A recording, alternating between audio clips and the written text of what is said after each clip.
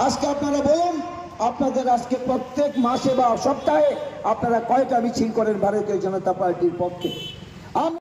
আপনারা বিগত দিনে আমাদের সরকারের পাশে ছিলেন, আগামী দিনে আমাদের সরকারের পাশে থাকবেন। গত যেই নির্বাচন হয়েছিল, বিধানসভা নির্বাচন, আপনাদের সকলের আশীর্বাদ ও সহযোগিতা পেয়ে আমি বিধায়ক হয়ে কাজ করার সুযোগ পেয়েছি। আমি চেষ্টা করছি আমার 100% দিয়ে প্রত্যেকটা বিশালগড়বাসীর জন্য কাজ করতে। আমি আগামী দিনেও আপনাদের আশীর্বাদ, ভালোবাসা, সহযোগিতা আমি কামনা করব। আমার চলার পথে যেন আপনারা পথ প্রদর্শক হন, আপনাদের আশীর্বাদ, ভালোবাসা যেন আমার চলার পথে পাতেও হয়। আজকে যারা নতুন ভারতীয় জনতা পার্টিতে যোগদান করবেন, আমি একটা কথাই বলবো, আমাদের ভারতীয় জনতা পার্টি একটা ডিসিপ্লিন পার্টি।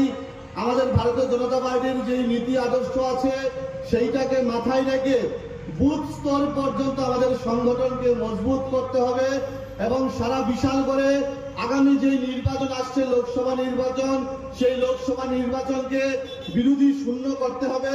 কারণ আমরা দেখেছি যখনই নির্বাচন আসে বিরোধীরা কিন্তু আমাদেরকে মিথ্যা প্রলোভন দেওয়ার চেষ্টা করে। গত বিধানসভা নির্বাচনও আমরা লক্ষ্য করেছি এই কংগ্রেস সিপিএম মিলেমিশে একাকার হয়ে গেছে।